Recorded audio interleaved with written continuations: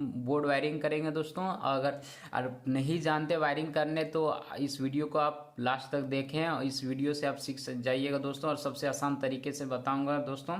चलिए दोस्तों वीडियो को स्टार्ट करते हैं।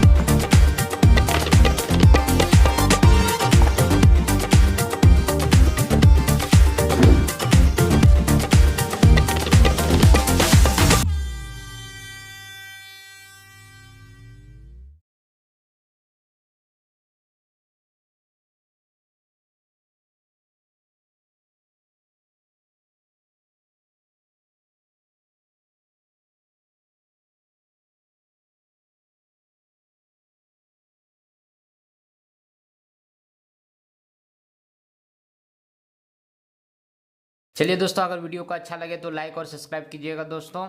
चलिए दोस्तों अगले वीडियो में मिलते हैं।